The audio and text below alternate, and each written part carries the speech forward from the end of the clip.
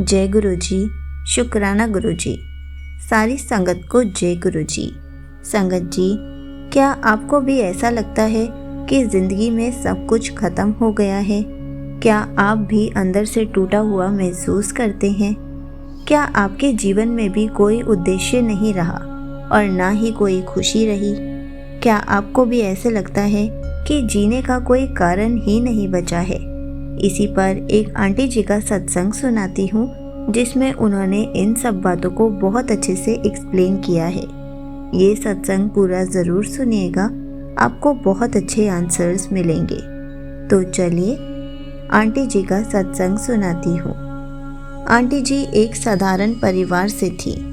जिंदगी में खुशियाँ थी, सपने थे, लेकिन समय के साथ हालात बदलते गए। नौकरी चली गई, जिससे आर्थिक तंगी होने लगी। मेरे माता पिता मुझसे दूर हो गए क्योंकि मैं उनकी उम्मीदों पर खरा नहीं उतर पाई। मेरी शादी भी टूट गई। धीरे धीरे ऐसा महसूस होने लगा कि मेरे पास जीने का कोई कारण ही नहीं बचा है। हर रात मुझे लगता था कि सुबह उठने का कोई मतलब ही नहीं है। मेरे दोस्तों ने मुझसे दूरियां बना ली थी और मेरे रिश्तेदारों ने मुझ पर सवाल उठाना शुरू कर दिया था। मैं खुद को हर किसी की नज़रों में एक असफल इंसान मानने लग गई थी।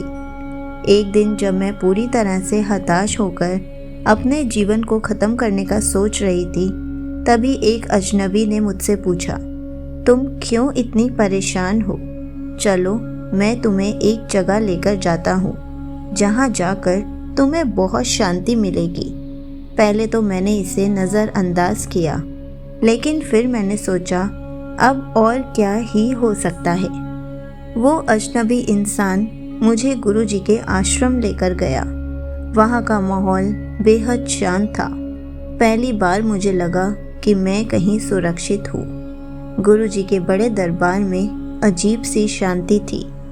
फिर मुझे उस अजीब इंसान ने ये समझाया कि जीवन में जो भी मुश्किलें आती हैं, वे हमें कुछ सिखाने के लिए ही आती हैं। फिर उन्होंने मुझे रोज़ सुबह जल्दी उठकर अमृत वेला करने के लिए कहा कि तुम सुबह जल्दी उठकर गुरुजी का ध्यान लगाओ।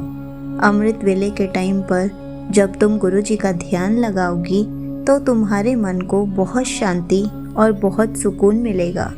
तुम्हें जीवन जीने की नई आशा की किरण मिलेगी। मैंने उस अजनबी इंसान की बात मान कर देखी।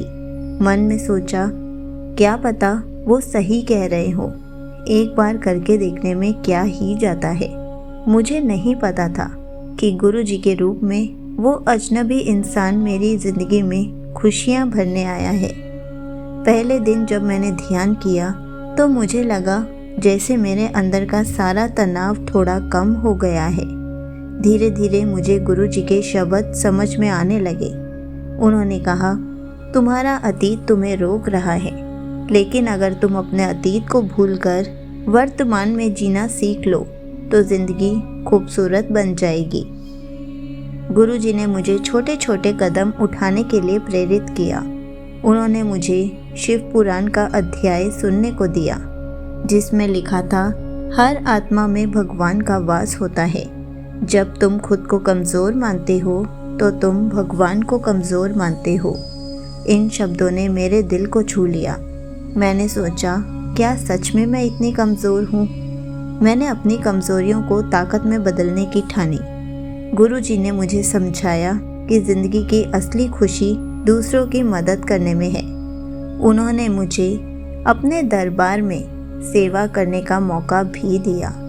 मैंने वहाँ खाना बनाने, साफ सफाई करने और ज़रूरतमंदों की मदद करने में समय बिताना शुरू कर दिया।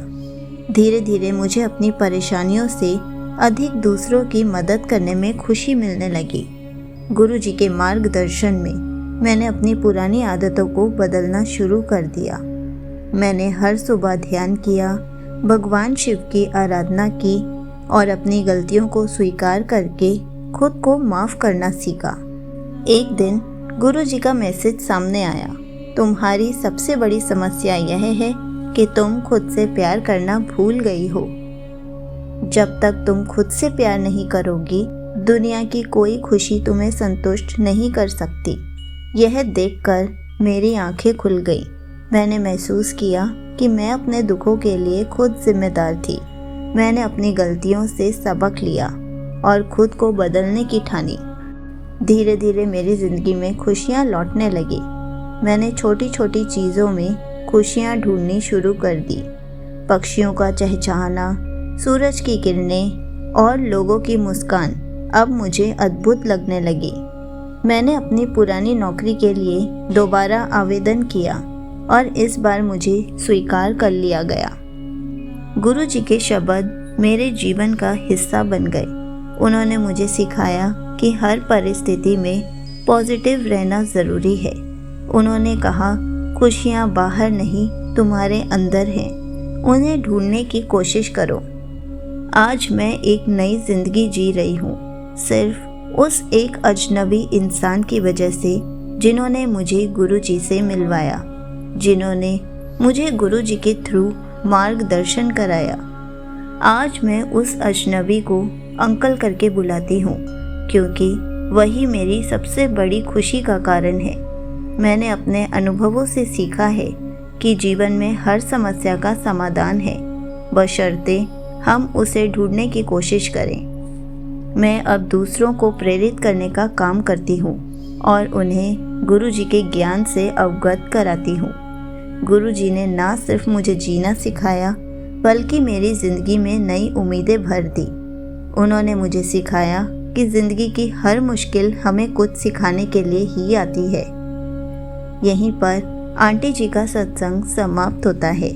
संगत जी, देखा आपने, यह सिचुएशन हर किसी की लाइफ में कभी ना कभी ज़रूर आती है।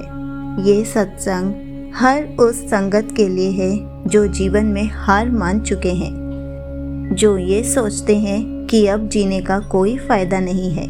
गुरु जी के ज्ञान ने जैसे आंटी जी की ज़िंदगी बदली है, वैसे ही गुरु जी हर संगत का साथ देते हैं। बस हम उस तरीके से सोच नहीं पाते। इसलिए हमें गुरु जी के बताए हुए मार्गों पर चलना चाहिए, ताकि हम नेगेटिव सोचने की बजाय पॉजिटिव सोचें और अपने अंदर पॉजिटिविटी ला सके। अमृत वेला के टाइम पर गुरु जी का सिमरन करना, गुरु जी के सत्संग सुनना, गुरु जी का ध्यान करना बहुत ज़रूरी है। हमें बहुत पॉजिटिविटी मिलती है, हमारी सारी नेगेटिविटी दूर हो जाती है। अगर जीवन में अंधेरा है तो उम्मीद की किरण ही तुम्हें रोशनी तक पहुंचा सकती है। बस उस किरण को पकड़ने का साहस रखना बहुत ज़रूरी है। इसलिए जब भी आपको ऐसा फील हो तो आप गुरु जी का अमृत वेला ज़रूर करें, ताकि आप गुरु जी के ज़रिए अपनी ज़िंदगी में नई रोशनी भर सकें, अपनी ज़िंदगी में खुशियाँ ला सकें, अपनी खुशियों को पहचान सकें। जय गुरु जी। शुक्राना गुरु जी।